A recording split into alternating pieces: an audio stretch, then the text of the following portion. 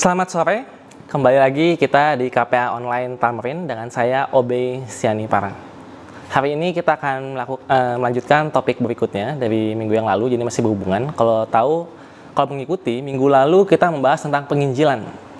Nah, untuk yang kedua, yang kali ini kita lanjutkan. Setelah penginjilan itu apa? Yaitu adalah pengajaran, mengajarkan. Bagaimana mengajarkan yang baik. Nah, sebelum kita mulai, kita sama-sama tunduk kepala, kita undang Roh Kudus, kita berdoa. Bapa kami yang di surga, Bapa yang baik, terima kasih Tuhan karena Engkau telah bersama dengan kami yang mendengarkan renungan untuk sampai hari ini ya Bapa. Beritalah supaya kami membuka telinga kami dan dapat mendengar dan mengaplikasikannya dalam hidup kami. Dalam nama Yesus kami berdoa. Amin. Baiklah. Jadi, seperti yang saya sudah sebutkan sebelumnya, minggu lalu kita sudah belajar tentang penginjilan. Apa itu menginjil? Bagaimana menginjil supaya kita tidak menjadi saksi palsu. Kalau belum ikut, ditonton dulu. Itu bisa dicek di video yang sebelumnya ya, di minggu yang lalu. Tentang penginjilan, apa itu penginjilan. Nah, jadi sekarang kita konteksnya adalah, oke, kita sudah menginjil. What's next? Selanjutnya apa? Karena kalau hanya menginjil saja, itu berbahaya kalau cuma stop di situ doang. Menginjil kok berbahaya gitu kan? Tapi kalau menginjil saja itu berbahaya kalau tidak dilanjutkan dengan pengajaran yang baik. Karena kita bisa buka sama-sama di Matius pasal 23 ayatnya yang ke-15. Ini menarik sekali. Saya bacakan ya, Matius pasal 23 ayatnya yang 15. Celakalah kamu, hai pemimpin-pemimpin buta. Celakalah kamu, hai ahli-ahli Taurat dan orang-orang Farisi. Hai kamu, orang-orang munafik, sebab kamu mengarungi lautan dan menjelajah daratan untuk menobatkan satu orang saja menjadi penganut agamamu, dan sesudah ia bertobat, kamu menjadikan dia orang neraka yang 2 kali lebih jahat daripada kamu sendiri. Wah, luar biasa nih. Di sini ayatnya Yesus pakainya kepada orang Farisi ya. Buat kita pengikut Yesus kesannya enak gitu kan. Yesus sering ngomongin ke orang Farisi, orang lain gitu kan. Dia bilang, "Hai kamu munafik, celaka kamu." Tapi hati-hati saudara, ini kata-kata Yesus ini berlaku universal, bukan cuma untuk orang Farisi tapi untuk kita. Saudara suka menginjil? Bagus. Tapi jangan sampai Yesus mengatakan hal yang sama kepada saudara seperti yang Yesus katakan kepada orang Farisi.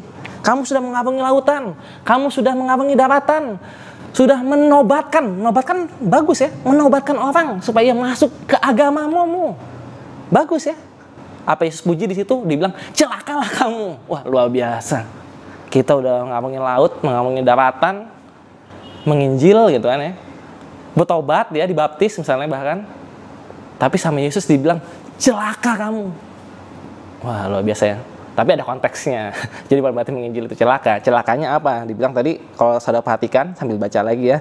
Celakalah kamu, hai kamu orang-orang munafik. Apa nih maksudnya? Dan yang menarik adalah setelah dia bertobat, orang yang kita tobatkan itu dibilang menjadi seperti orang neraka yang 2 kali lebih jahat daripada kita. Kok bisa begitu ya? Nah, itulah makanya kita belajar di sini supaya tidak terjadi seperti itu. Supaya kita tidak disebut munafik, disebut celaka. Dan supaya tidak orang yang akhirnya bertobat masuk ke gereja kita, akhirnya justru malah menjadi anak neraka. Jangan sampai kejadian. Mungkin kita bahas dari ayat ini dulu sebelum kita lanjut. Kenapa kira-kira ya? Kenapa orang ini bisa jadi anak neraka? Bukankah dia sudah bertobat? Bertobat loh, ini kata-katanya bukan bertobat, bukan pura-pura bertobat ya. Betul-betul bertobat.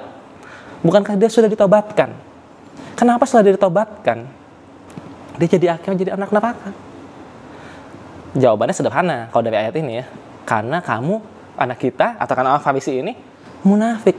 Munafik maksudnya apa? Mengajarkan apa, tapi melakukan apa? Melakukan yang sebaliknya. Mengajarkan yang baik, akhirnya dia bertobat, oh ya benar ya, ada kebenaran di situ, tapi melakukannya sebaliknya. Bagi orang yang baru, ketika melihat hal itu, dia imannya akan hancur lebur, dilemahkan luar biasa. Oh ya, guru saya, atau ini yang menginjili saya, ternyata begitu hidupnya ya. Dia akan jadi lebih jahat, saudara. Lebih baik dia tidak ditobatkan istilahnya ya. Biarkan orang lain saja yang benar yang nobatin dia gitu. Daripada kalau saudara menobatkan dia, tapi dengan kehidupan kita yang munafik, akhirnya dia menjadi anak neraka. Nah, itu satu pertama yang munafik. Lalu yang kedua apa? Dia kan sudah bertobat. Yang terjadi kedua adalah bisa jadi setelah dia bertobat, tidak ada yang memberikan pengajaran yang benar, sehingga kemunafikan itu yang dilihat, yang akhirnya dia ikuti. Jadi harus juga, yang penting adalah apa? Selain kita hidup yang mestinya lurus, tidak munafik, kita juga harus memberikan pengajaran yang baik. Sebab, apakah yang terdapat dalam amanat agung? Apakah di amanat agung dibilang, pergilah menginjil? Karena kalau kita bilang penginjilan, lihat amanat agung nih, gitu kan, di mana Matius 28, ini kita sama-sama buka aja. Apakah di situ bilang menginjil? Memang dia penginjilan juga, tapi kata yang dipakai di sini bukan menginjil. Menarik ya. Kalau di Markus memang dibilang menginjil. Tapi kalau di Matius dibilang apa? Kita buka Matius pasal 28 ayat 19 dan 20. Ini ada 2 ayat ya di sini ya. Yang kita baca ayat 19. Karena itu pergilah, jadikanlah semua bangsa muridku dan baptislah mereka dalam nama Bapa dan Anak dan Roh Kudus. Oke, jadikan murid, baptis. Tadi ya menangkan gitu kan, karena kita menginjil, bersaksi. Tapi lanjutannya adalah tahap keduanya yang juga tidak kalah penting, ayat 20. Dan ajarlah mereka melakukan segala sesuatu yang telah kuperintahkan kepadamu. Jadi kita juga harus mengajarkan untuk melakukan, ya, mengajarkan untuk melakukan segala yang diperintahkan Tuhan. Ya. Kalau kita melakukan yang sebaliknya, kita mengajarkan dia untuk melakukan apa?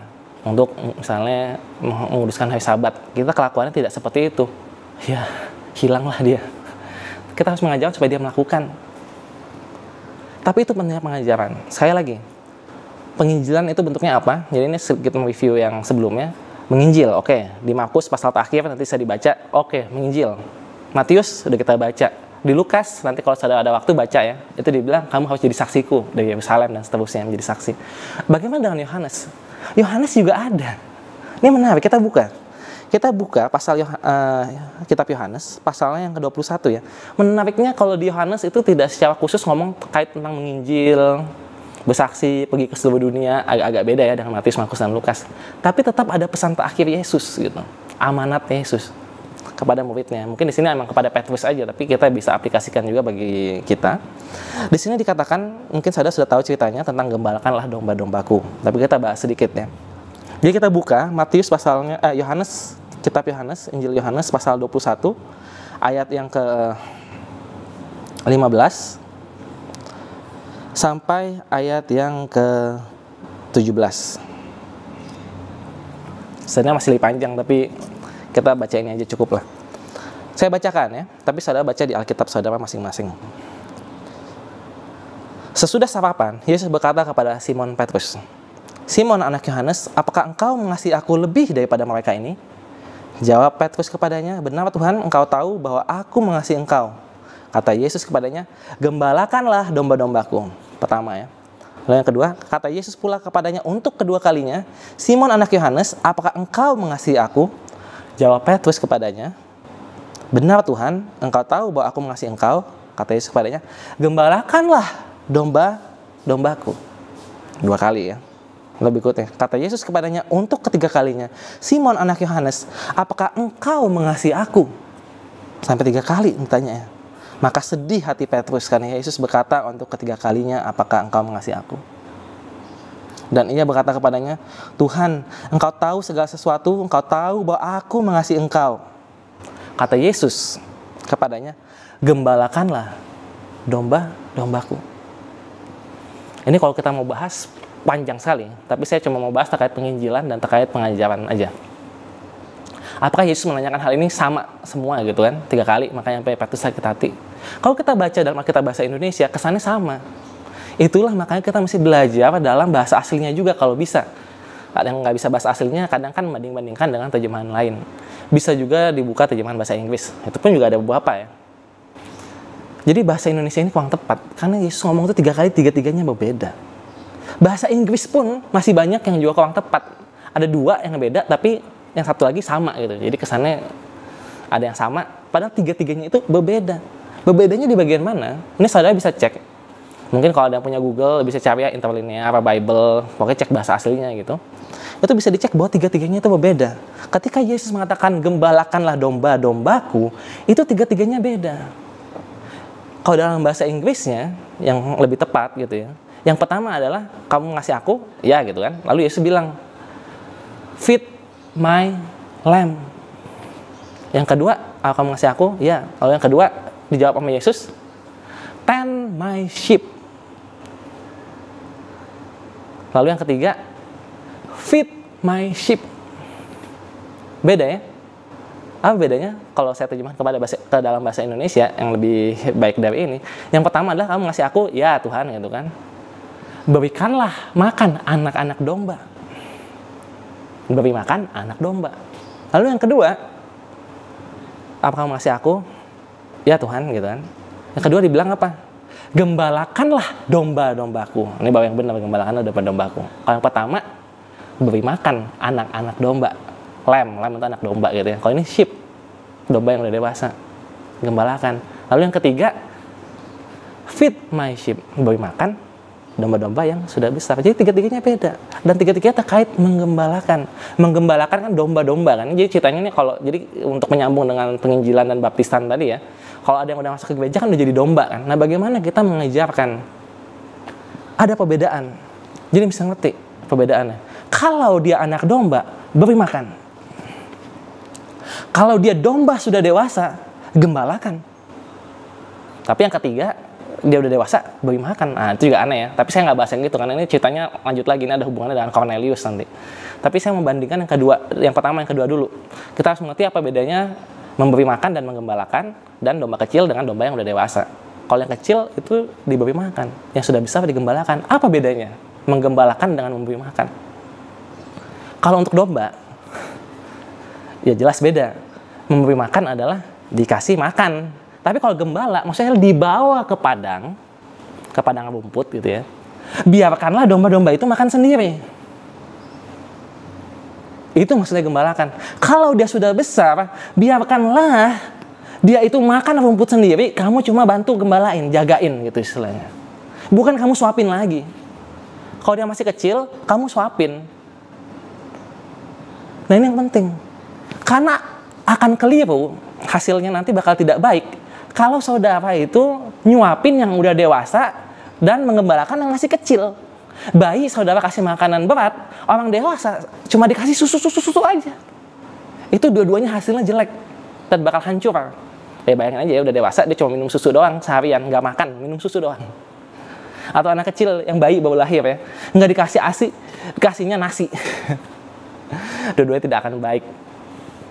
Nah ini yang jadi penting. Ini saya kaitkan juga dengan tadi yang di Matius yang dia bilang kalau sudah dia dibaptis, lanjutkan dengan pengajaran. Jadi pengajaran pun juga harus benar.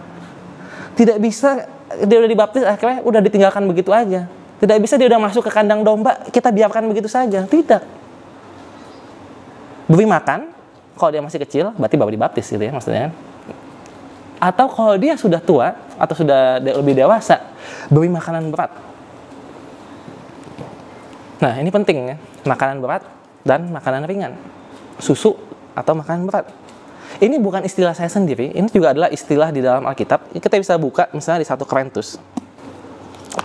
Kita bisa buka 1 Korintus pasal yang ketiga. Ayat 1 sampai yang 3. Supaya kita saling mengerti lagi ya. Dan aku, saudara-saudara, pada waktu itu tidak dapat berbicara dengan kamu seperti dengan manusia rohani, tetapi hanya dengan manusia duniawi yang belum dewasa dalam Kristus.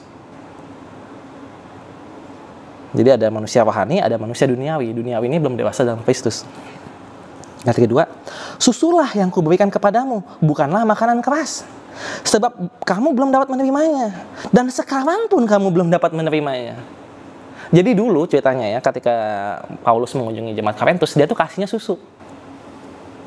Kenapa? Karena kamu belum bisa menerima makanan keras. Tapi di sini kelihatan Paulus agak kecewa gitu ya. Sekarang pun kamu belum dapat menerimanya.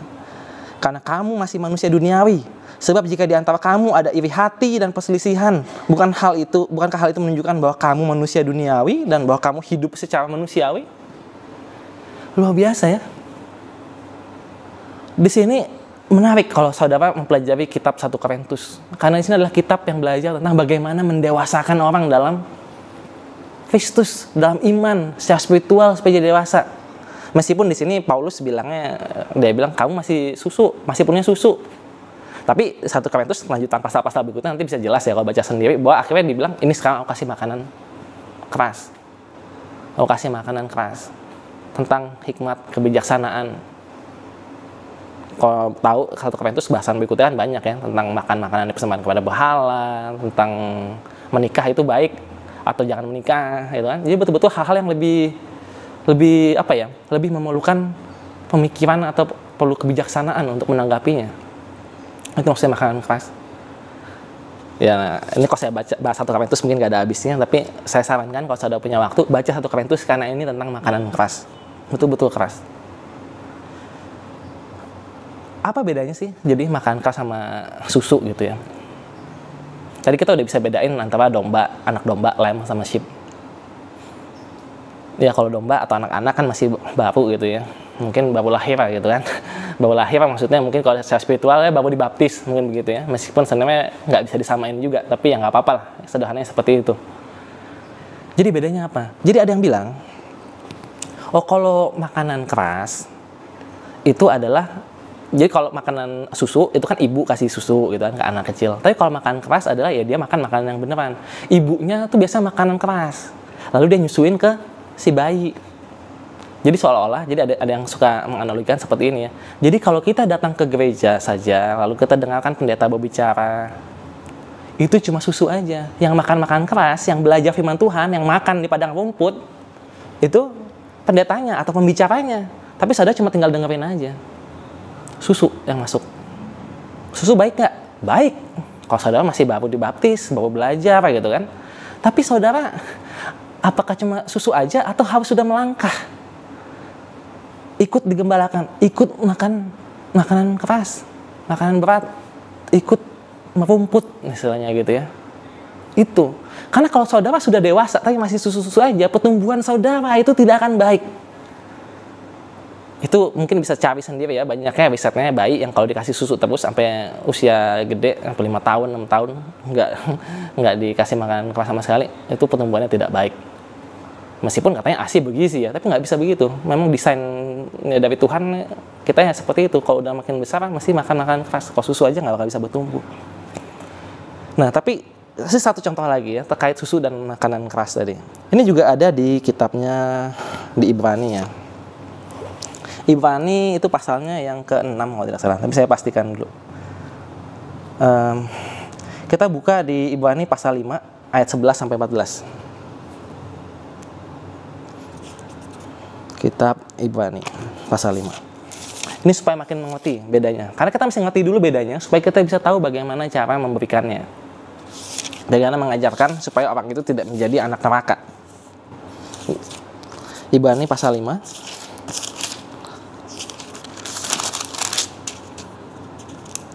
Nah, ayat dari ayat 11 nggak apa? Dari ayat 11 sampai 14. Saya bacakan ya. Ibrani pasal 5 ayat 11 sampai 14. Ayat 11.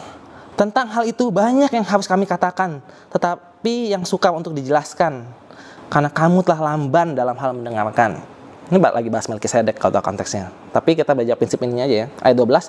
Sebab sekalipun kamu ditinjau dari sudut waktu, sudah seharusnya menjadi pengajar. Kamu masih perlu lagi diajarkan asas-asas pokok dari pernyataan Allah, dan kamu masih memerlukan susu, bukan makanan keras. Sebab barang siapa masih memerlukan susu, ia tidak memahami ajaran tentang kebenaran, sebab ia adalah anak kecil. Tetapi makanan keras adalah untuk orang-orang dewasa yang karena mempunyai panca indera yang terlatih untuk membedakan yang baik daripada yang jahat. Kita bahas kilas, ulang lagi ayatnya ya. Ayat 12 tadi ya. Ditinjau dari sudut waktu, sudah seharusnya menjadi pengajar. Kapan saudara dibaptis? Kapan saudara mengenal kebenaran? Kalau buat yang masih baru ya nggak apa-apa. Ya bagus, dengerin khotbah-khotbah, ikut KKR, renungan, dengerin video ini. Bagus. Memang itu harus supaya bertumbuh untuk bayi. Tapi bagi yang udah dibaptis puluhan tahun yang lalu, Atau kalau balita 5 tahun, anggaplah yang udah 5 tahun lebih mengenal kebenaran udah dibaptis. Ditinjau dari sudut usia, seharusnya kamu sudah menjadi pengajar. Tapi kamu masih susu aja. Ini nggak baik. Apa bedanya lagi tadi ya, susu anak-anak dan yang dewasa? Di sini jelas kalau yang dewasa ya, makanan keras adalah untuk yang dewasa. Karena punya indera yang terlatih untuk membedakan yang baik daripada yang jahat. Nah, ini maksudnya apa? Jadi saya bantu jelaskan juga supaya kita saling mengerti ya. Kalau orang yang sudah dewasa, dia sudah membedakan yang baik dan yang jahat. Antara yang baik dan yang jahat. Punya pengetahuan. Nanti kita bakal bahas juga ya terkait pengetahuan baik dan jahat. Ada kaitannya juga mungkin ke sana ya. Tapi maksudnya apa? Maksudnya adalah, ini lagi bahas khususnya bagi kita orang Advent, jangan kita menjadi anak-anak yang hidupnya itu masih masalah legalis. Legalis itu maksudnya apa sih? Ini dosa, ini enggak dosa. Kalau orang dewasa sudah bukan ngomong itu lagi harusnya. Karena masih banyak dari kita yang seolah selalu tanyanya begitu. Boleh nggak sih saya makan ini? Boleh nggak sih saya itu? Itu dosa nggak ya? Itu anak kecil. Ya nggak apa-apa kalau memang masih baru gitu kan. Ya penting kita mesti tahu gitu. Tapi yang dewasa itu apa? Itu memiliki hikmat, kebijaksanaan untuk membedakan yang baik dan yang jahat. Bukan cuma sekedar benar atau salah, benar atau dosa. Ini mana yang baik, mana yang jahat. Itu wisdom. Kalau susu, bayi ya, masuk susu, dia cuma taunya adalah ini ditelan atau dimuntahin, ini makanan atau bukan. Tapi kalau dewasa, dia makanan keras, itu dikunyah dulu. Setelah dikunyah, jadi kalau dia cuma masuk, mungkin kesannya keras. Kalau bayi, oh ini bukan makanan, lepein gitu kan. Tapi kalau orang dewasa, ada yang keras masuk, belum tentu dibuang, belum tentu langsung dimuntahin. Coba dikunyah gitu kan, misalnya kan dirasakan. Oh mungkin ini makanan, mungkin mesti dihancurin dulu, digigit-gigit gitu kan misalnya. Dicerna. Oh ini makanan, masuk. Oh ini bukan makanan, buang. Itu dewasa. Bukan cuma iya atau tidak. Bukan membedakan hitam atau putih. Kalau cuma membedakan hitam atau putih, itu buat anak-anak. Tapi bagi kita yang dewasa, kita mesti lebih tahu. Karena dunia ini bukan cuma hitam putih, saudara. Dunia ini itu abu-abu yang lebih banyak. Kalau kita langsung tahu itu hitam, ya langsung kita nggak lakukan. Udah jelas itu hitam gitu kan. Oh itu putih, oh jelas kita lakukan. Oh membunuh, udah pasti salah, jangan membunuh. Mudah. Tapi kita yang dewasa itu mesti yang lebih dari sekedar itu. Hai sahabat, jangan bekerja gitu kan. Oh iya jelas hitam putih. Oh bekerja cari duit, udah jelas hitam salah gitu kan. Tapi bagaimana misalnya dibilang, oh hari sahabat, boleh nonton nggak ya hari sahabat?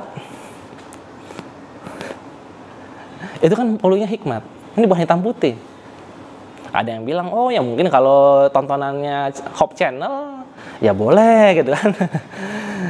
Tapi maksudnya itu bukan hitam putih lagi gitu loh. Kita sudah masuk ke ranah yang abu-abu, yang mesti dicerna dulu, dirasakan. Boleh nggak kita nonton bioskop?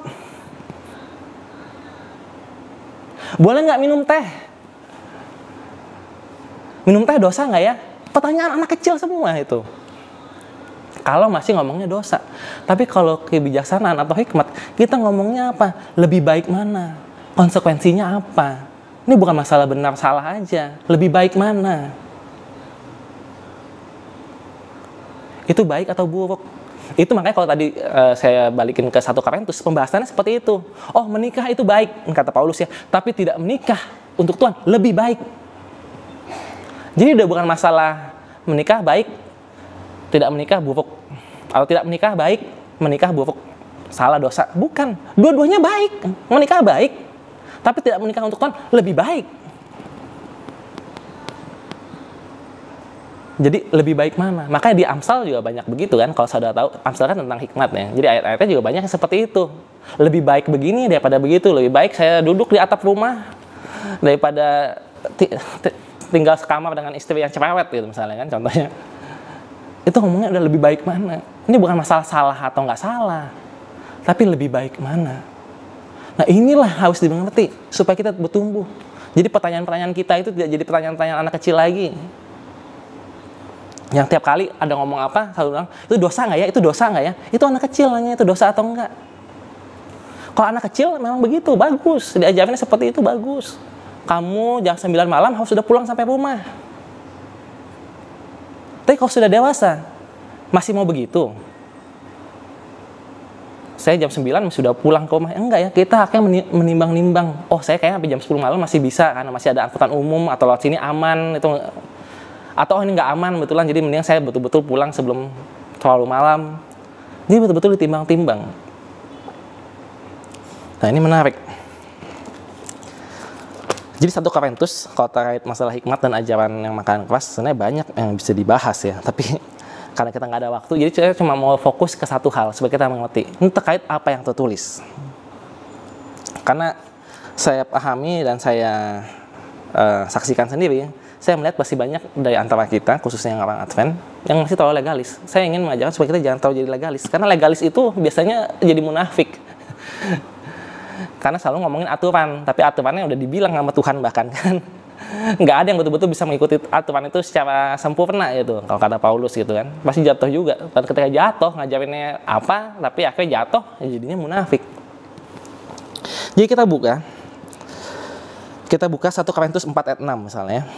Ini 1 Korintus sebetulnya banyak tentang hikmat ajarannya sebenarnya. Bahkan Paulus saja ada bicara, dulu aku masih anak-anak, tapi sekarang udah dewasa. Tapi 1 Korintus pasal 4 ayat 6. Nih, saudara-saudara, kata-kata ini aku katakan pada diriku sendiri dan pada Apolos karena kamu, supaya dari teladan kami, kamu belajar apa arti ungkapan, supaya kamu belajar apakah artinya ungkapan jangan melampaui yang ada tertulis. Apa ini maksudnya kan?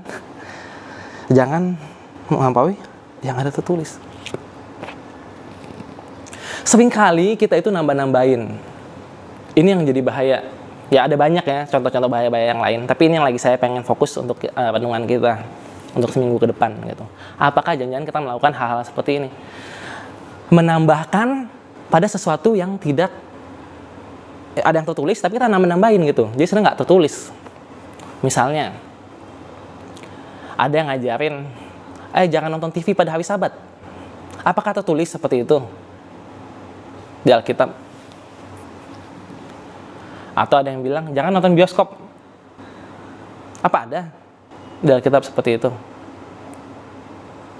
Jangan minum teh.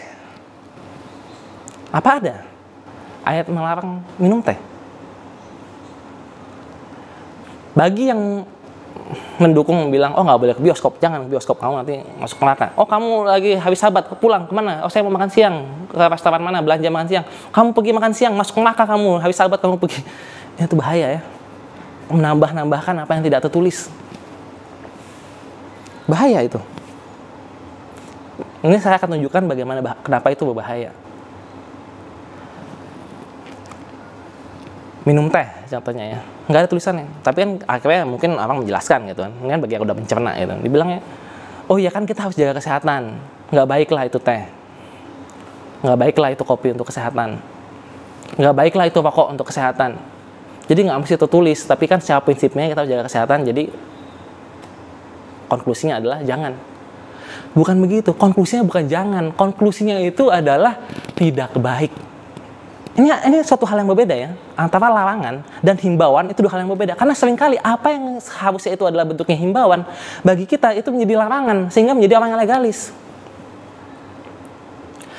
Bayangkan, ada yang baru jadi Advent, atau anak kita sendiri, anak-anak. Kita selalu bilang nggak boleh kopi, nggak boleh teh. Tapi ketika dia mulai dewasa, dia mulai baca sendiri, dan dilihat nggak ada ayat yang melarang.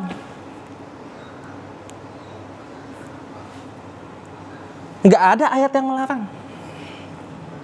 Akhirnya masa apa? Saya ditipuin sama orang tua saya selama ini ternyata. Nggak ada ayat yang bilang nggak boleh ke bioskop.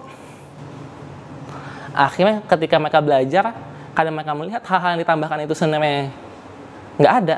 Mereka mulai meragukan apa yang diajarkan kepada mereka selama ini. Jangan-jangan yang lain yang diajarkan juga salah. Udahlah saya nggak peduli lagi, saya nggak ikut-ikutan.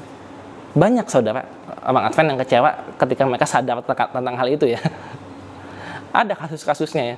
Saya dulu pas kecil saya kira ini, bahkan saya kira ada di Alkitab, masih baca, nggak ada. Nah ini yang harus kita ingat tadi. Jangan nambah-nambahkan ya. Karena contohnya apa? Contohnya ada di Kejadian 3. Contohnya, ya, jadi kita belajar contoh menambah-nambahkan. Itu ketika manusia masuk ke dalam dosa. Ingat apa yang dikatakan Hawa kepada ular ketika disarankan, nih mau nggak nih makan, kamu makanlah nih pohon dari buah dari pohon pengetahuan baik dan jahat. Apa kata-kata Hawa?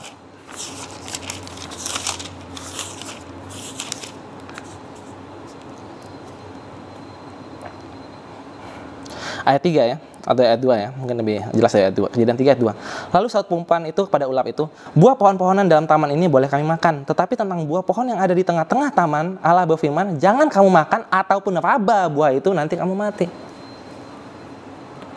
Jadi Hawa itu bilang, raba pun nggak boleh. Apakah Tuhan bilang jangan meraba? Meraba kamu makan mati. Kalau dibaca di pasal 2, nggak ada tuh. Jadi antara Hawa sendiri yang menambahkan, atau lebih mungkin lagi Adam yang menambahkan, karena Hawa waktu itu belum ada kan ketika Tuhan berfirman jangan itu kan kepada Adam. Jadi mungkin Adam yang menambahkan. Ya bisa saja Hawa yang menambahkan. Tapi supaya lebih mudah untuk memahaminya, kita bayangkan bahwa Adam yang menambahkan. Tidak boleh diraba. Bayangkan apa yang terjadi berikutnya. Kalau menurut Ellen White, yang terjadi berikutnya adalah apa? Nih buahnya akhirnya dilempar sama si ular itu, terus dipegang sama Hawa, nggak mati. Saya udah raba buahnya, nggak mati. Akhirnya ragu lah. Ini bukan masalah Ellen White lagi ya, kita cuma berpikir aja secara common sense gitu kan. Pas diraba, saya nggak mati. Jangan-jangan larangan yang lain juga salah. Jangan-jangan dibilang makan mati juga enggak. Orang ngeraba, saya nggak mati, berarti makan mungkin juga nggak apa-apa. Ini yang bahaya. Padahal mungkin intensi awalnya baik. Andaikan itu Adam ya, maksudnya yang menambahkan. Mungkin intensi awalnya baik. Oh ya saya larang, saya bilang jangan meraba. Supaya kalau dia aja nggak meraba, pasti nggak bakal dimakan juga toh. Intensinya mungkin baik. Orang Farisi, kamu nggak boleh angkat-angkat berat pada hari Sabat. Kamu nggak boleh jalan jauh pada hari Sabat. Intensinya itu baik. Kalau kamu aja nggak bisa mengangkat berat, bagaimana kamu mau berdagang? Kalau kamu nggak boleh jalan jauh, bagaimana kamu bakal bisa bekerja gitu kan? Mau ke ladang, kan nggak boleh jalan jauh kan? Jadi mereka melindungi, tujuannya baik. Dan itulah akar dari legalisme. Jangan kita orang Advent, orang Kristen atau Advent khususnya, jangan kita nambah-nambahin yang sebenarnya itu nggak apa-apa, tapi kita bilang jangan. Seperti itu ya. Lebih baik kita ngomongnya lebih baik jangan, karena nah itu kita mulai ngomong makanan keras, kita apa, kita kunyah, kita cerna, dan kita tahu ini boleh ditelan atau enggak. Ini harus diajarkan kepada anak-anak supaya mereka bertumbuh, disapih, supaya kita tidak jadi anak-anak lagi dari sudut waktu dan udah bisa mengajarkan kepada orang lain. Begadang misalnya kan, oh jangan begadang, kalau kamu begadang malam kamu itu berdosa karena kamu nggak menjaga kesehatan. Nggak ada aturan seperti itu di Alkitab. Nambah-nambahin. Lebih baik kita ngomongnya lebih baik jangan begadang. Ketika kita ngomong kata lebih baik, di situ kita mulai ada berpikir, kenapa lebih baik? Kalau kita cuma bilang jangan kan selesai kan? Jangan membunuh, ada tulisannya di Alkitab. Jangan ini berdosa, ada tulisannya di Alkitab kan? Tapi kalau nggak ada tulisannya gimana? Berarti kita memakai reason kita untuk menjelaskan. Lebih baik jangan begadang. Kenapa lebih baik jangan begadang? Karena tidak sehat, sederhana ya, atau dan seterusnya. Tapi kan lebih baik itu jadi kontekstual. Bagi orang-orang tertentu, mungkin dia perlu begadang. Saya ada proyek yang sangat penting, atau saya polisi emang jaga malam, atau apapun itu alasannya, yang saya setelah ditimbang-timbang, saya harus begadang malam ini. Ya nggak apa-apa. Nggak apa-apa. Jadi jangan lagi kita melarang-larang orang. Kita lebih baik ngomongnya lebih baik gitu kan. Jangan kita bilang ada orang lagi nonton TV, kita datang ke rumahnya pada hari Sabat lalu ngomong, apalagi karena saudara atau dekat jadi lebih enak ngomongnya, langsung bilang, kok kamu nonton TV hari Sabat, matiin dong. Jangan begitu. Pendekatan harusnya lebih baik jangan nonton TV. Atau kalau pendekatan yang lebih sempurna, lebih baik yuk kita belajar Alkitab, atau lebih baik yuk kita melayani apa? Kita melayani aja yuk sini. Kita menjenguk ini yuk. Itu kedewasaan. Saya kalau apa-apa bilang, jangan ini, jangan itu, jangan itu. Anak-anak itu paling nggak suka dilarang, khususnya yang remaja. Nah itulah proses dari anak-anak menjadi dewasa itu pas remaja. Dan ketika mereka jadi remaja dan kita malah masukinnya larang, mereka jadi memberontak dan menjadi anak neraka yang 2 kali lebih jahat daripada kita yang munafik larang-larang pada melakukan. Bayangin, habis khotbah dia bilang harus makan makanan sehat, vegetarian, tiba-tiba pembicaranya habis itu makan ke restoran mana ada dagingnya, itu ada yang lihat. Nggak boleh nonton. Oke, pendeta sendiri nggak nonton, anaknya nonton. Jadi munafik dan orang yang melihat akan jatuh. Seperti itu ya. Mungkin saya udah kebanyakan bicara. Tapi mudah-mudahan saudara sudah memahami apa yang saya maksud. Untuk renungan 1 minggu ke depan, coba pikirkan. Apa saja selama ini saya ajarkan ke anak saya, ke teman-teman saya, yang sebenarnya mungkin bukan larangan, tapi saya mengajarkannya seolah-olah itu adalah larangan. Apa kita menambah-nambahkan? Dan penting buat kita sendiri mengaplikasikan kepada diri kita sendiri. Bagaimana kita mengaplikasikan wisdom dan hikmat. Sehingga kita tidak lagi kemana-mana selalu mikir, aduh saya lakukan ini dosa nggak ya? Saya ini dosa nggak ya? Saya itu dosa nggak ya? Semua orang itu akan berdosa, jatuh dalam dosa. Yang penting adalah langsung bertobat begitu tahu, oh ini salah. Jadi bukan masa kita takut ngapa-ngapain, jadi kayak takut karena jangan-jangan ini dosa, jangan-jangan itu dosa. Bukan ya. Tapi yang penting latihlah, dibilang ya, melatih panca inderanya untuk membedakan yang baik dan yang jahat. Dan itu pelan-pelan saudara akan menjadi lebih hikmat dan akhirnya tidak menjadi manusia duniawi lagi. Tidak jadi anak kecil lagi yang, oh ya kata mama begini, kata papa begitu. Cuma begitu doang ya. Tapi harus mengerti kenapa mama bilang begitu, kenapa papa bilang begitu, kenapa pendeta saya bilang begitu, alasannya apa. Nah itu yang paling penting. Jadi kita tutup saja, kita sama-sama tunduk kepala, kita berdoa. Bapa kami yang di surga, terima kasih Tuhan karena Engkau telah mengajarkan kepada kami supaya kami bisa bertumbuh, di mana dari sisi waktu bagi sebagian besar dari kami sudah waktunya menjadi seorang pengajar dan tidak lagi menjadi anak-anak. Berartilah supaya kami dapat bertumbuh dengan baik ya Bapa, tidak bertumbuh dengan salah dan juga tidak mencelakakan orang yang baru saja masuk ke dalam gereja-Mu ya Bapa. Terima kasih Tuhan, dalam nama Yesus kami berdoa, amin.